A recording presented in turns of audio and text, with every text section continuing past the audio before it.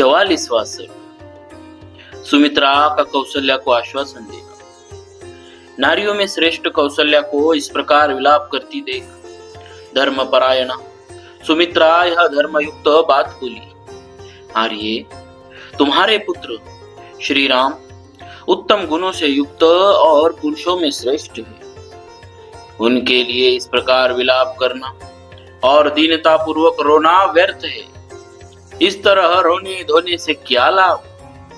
बहन, जो राज्य छोड़कर अपने महात्मा पिता को भली भांति सत्यवादी बनाने के लिए वन चले गए, वे तुम्हारे महाबली श्रेष्ठ पुत्र श्री राम उस उत्तम धर्म में स्थित है जिसका सत्पुरुषों ने सर्वदा और सम्यक प्रकार से पालन किया, तथा जो परलोक में भी सुखमय फल प्रदान करने वाला है।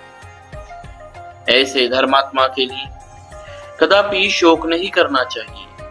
निष्पाप लक्ष्मण समस्त प्राणियों के प्रति दयालु है।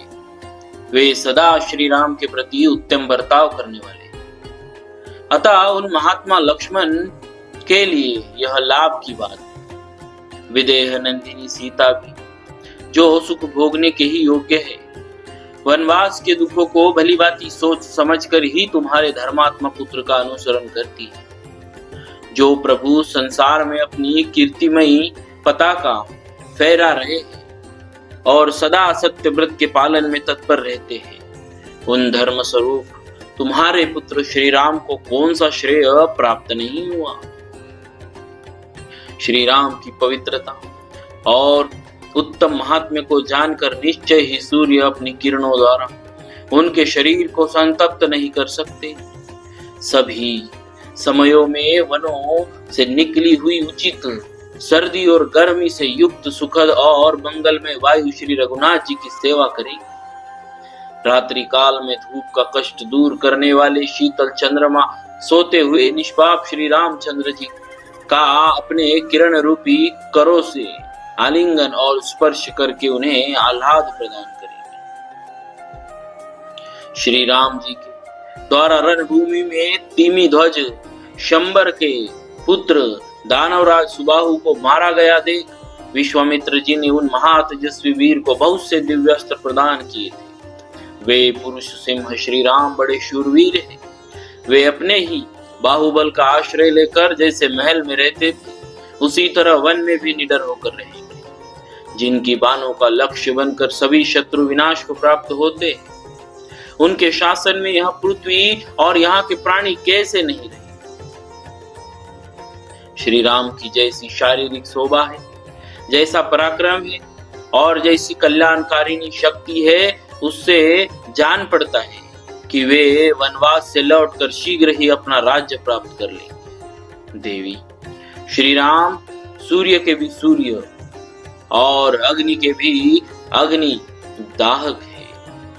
वे प्रभु के भी प्रभु, लक्ष्मी की भी उत्तम लक्ष्मी और क्षमा की भी क्षमा है। इतना ही नहीं, वे देवताओं के भी देवता तथा भूतों के भी उत्तम भूत है। वे वन में रहे या नगर में, उनके लिए कौन से चराचर प्राणी दोषावह हो सकते हैं? पुरुष शिरोमणि श्री राम शीघ्र ही पृथ्वी, सीता और लक्ष्मी इन तीनों के साथ राज्य पर अभिषिक्त होंगे। जिनको नगर से निकलते देख अयोध्या का सारा जन समुदाय शोक के वेग से आहत हो नेत्रों से दुख के आंसू बहा रहा है। कुश और चीर धारण करके वन को जाते हुए जिन अपराजित नित्य विजयी वीर के पीछे पीछे सीता के रूप में साक्षात लक्ष्मी ही गई है, उनके लिए क्या दुर्लभ है?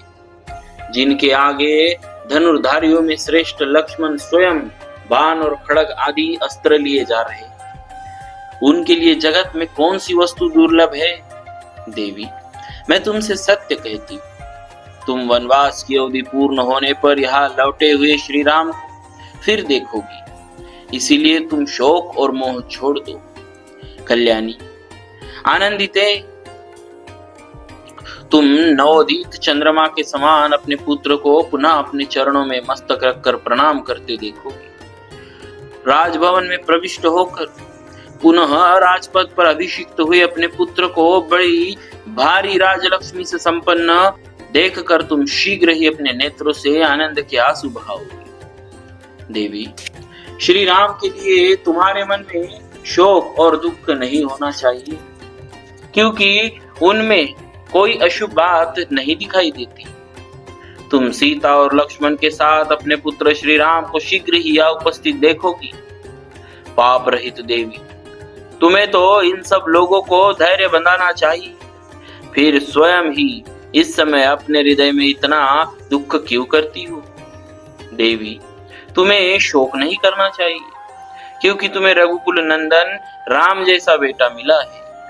श्री राम से बढ़कर सन्मार्ग में स्थिर रहने वाला मनुष्य संसार में दूसरा कोई नहीं है। जैसे वर्षा काल के मेघों की घटा जल की वृष्टि करती है, उसी प्रकार तुम सुदोह सहित अपने पुत्र श्री राम को अपने चरणों में प्रणाम करते देख शीघ्र ही आनंद पूर्वक आंसुओं की वर्षा करोगी।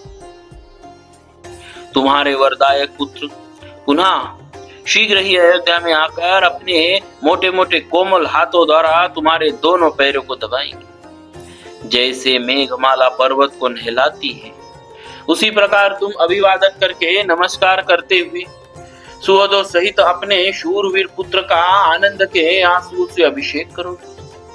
बातचीत करने में कुशल, दोष रहित तथा रमणीय रूप वाली देवी सुमित्रा इस प्रकार तरह तरह की बातों से श्री राम माता कौशल्या को आश्वासन देती हुई उपरयुक्त बातें कहकर चुप हो। लक्ष्मण की माता का यह वचन सुनकर महाराज दशरथ की पत्नी तथा श्री राम की माता कौशल्या का सारा शोक उनके शरीर मन में ही तत्काल विलीन हो गया। ठीक उसी तरह जैसे शरद ऋतु का थोड़े जल वाला बादल शीघ्र ही छिन्न भिन्न हो जाता है, इस प्रकार श्री वाल्मीकि निर्मित हर्ष रामायण आदि काव्य की अयोध्या कांड में 44वां सर्ग पूरा हुआ। बोली सीताराम जी महाराज की जय। भक्तवत्सल भगवान की जय।